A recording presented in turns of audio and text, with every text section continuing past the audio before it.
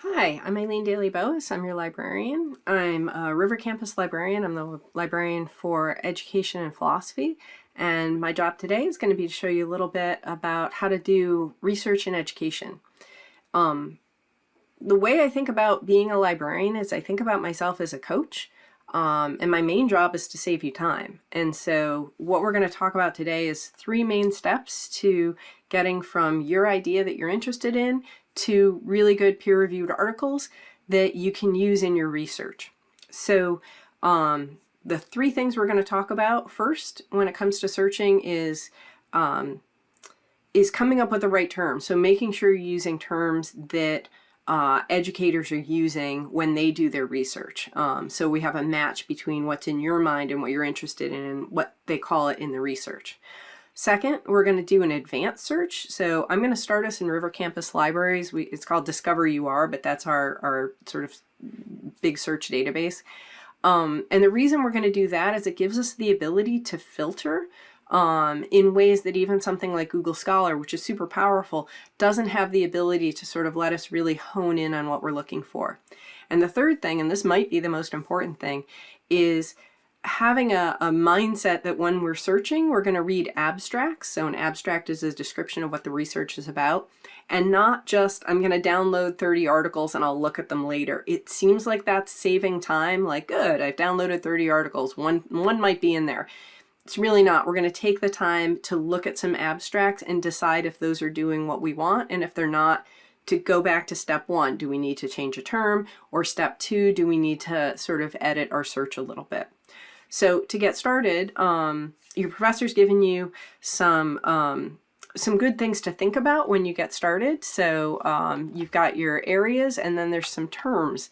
And so here, I really like the growth mindset in terms of both thinking about, how important it is for students to understand that failure is a part of learning, and that no one is just implicitly bad at something, whether that's mathematics, engineering, or library searching.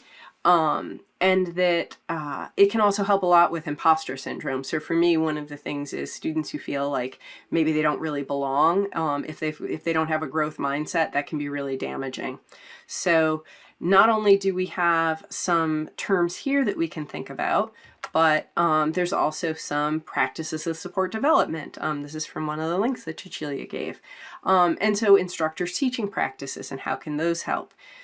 So let's just start with, we're going to start at the libraries page. And instead of just throwing terms in here, we're going to do an advanced search that lives under here. And the reason we're going to do this is because we might want to say, so in this case, finding articles that mention growth mindset. And notice I put those in quotes. What that does is it looks for growth mindset together as a phrase, as opposed to growth on page 1 and mindset on page 2. We want those things together. And then I'm also interested in college students, right? Because that's our growth mindset works for all ages when we think about it.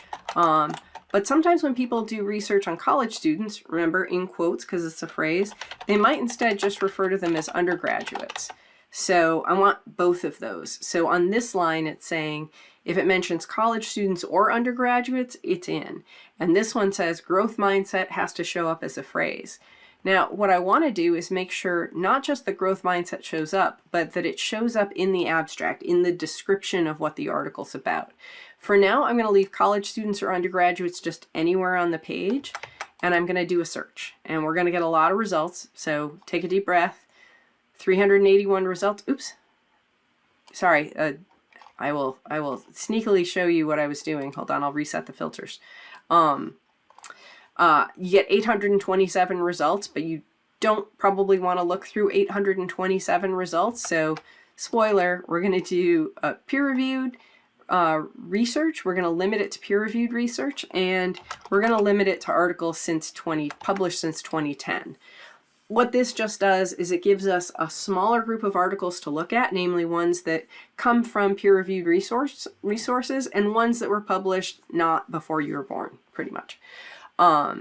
So we have 381 results. I'm going to have it remember these filters because if I want to add anything to this search up here, I want to make sure I keep those too. And so the first thing I'm going to do is start just looking to see what are these results. Not, I've got to click on everything right away. The mediating role of a sense of coherence. I don't know what that means. Exploring first-time online undergraduate and graduate students' growth mindsets and flexible thinking in their relations to online learning. If you're not all that interested in online learning, I might skip this one. A brief text mindset refutation text intervention. That sounds like it might be interesting. I'm going to open this link in a new tab. And if you want, you can either go through ones that are interesting to you, opening them all up in a new tab. I find that's nice because I can keep track of things. And then we're going to read very quickly to see what they did. College students, fixed mind growth, okay. Refutation text. I'm not exactly sure what a refutation text is.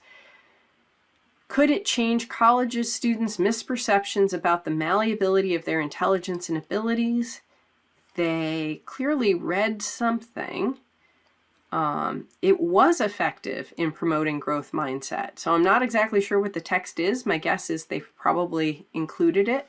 So if this is something interesting, this is where I would come and download this article. Now, what I didn't tell you is I'm also secretly interested in not just growth mindset, but those students that think about being an imposter, right? It can be called imposter phenomenon or imposter syndrome. And I'm just going to test out to say, now, if they've mentioned growth mindset in the abstract, if they've mentioned college students or undergraduates, and they're also mentioning imposters in some way, what articles come up? Now, only 6 come up. Does my professor think my ability can change students' perceptions of their STEM professor's mindset beliefs, predict their psychological vulnerability, engagement, and performance? That sounds pretty cool to me. Towards fostering growth mindset classrooms, identifying teaching behaviors that signal instructors' fixed and growth mindsets beliefs to students. So this sounds interesting to me too. What can I do as a teacher? What can you do as a peer-led team leader? What can we do? And so we're going to check this out towards fostering. And we're going to double check, even though it sounds really exciting. Let's see what they did. Students who perceive their instructors to engross growth mindset beliefs report better classroom experiences, engage in more behaviors that promote academic success. So this sounds really cool. They did some cognitive classification paradigm, which I'm not exactly sure is, but when instructors, even after controlling for students' mindset beliefs and the warmth of teaching behavior, instructors suggest everyone can learn, offer opportunities for feedback, and respond to struggling students, place value on the learning, that it helps everybody. And so this is something that I would come now and say, great, let me just download this article. And anytime it says online availability, you can download any of these. Now I've got something that I'm really kind of interested in. And what you'll see is, I'll just scroll down a little bit, is you can see things like academic achievement, educational psychology. We might want to add that in. You might be curious in student-teacher relationship. We could also come back to our search. Now, granted, we only had about 6 results here, but we could add a new line where we said something about peer. Just, do they mention the word peer anyway? So 4 of them mention something about a peer. And so theoretical and methodological directions in mindset intervention research. And so one of the things you might think of is, oh, it's not just growth mindset, but maybe mindset intervention. And so now we can do a new search. So you see, we started from a really broad search, did some narrowing down, got a little bit closer. So for each of your assignments, you'll see a sample search. Now these are ones, I'll just show this one as an example, is that you'll see I've got abstract description and college students. And then here I've also done education and educational research as a filter. And there's about 34 results. If you love this, that's great. If you want to add something besides retrieval practice, you could add that in with an or Or if there was another thing you were particularly interested in, you can modify this search. You are not bound by this search only. You can modify this search. So that's been 10 minutes. One of the things I will show you very quickly is if you would like to get in touch with me. I am sure I am linked in Blackboard somewhere, but the other way you can do it is just by scrolling down here, and you can schedule a consultation.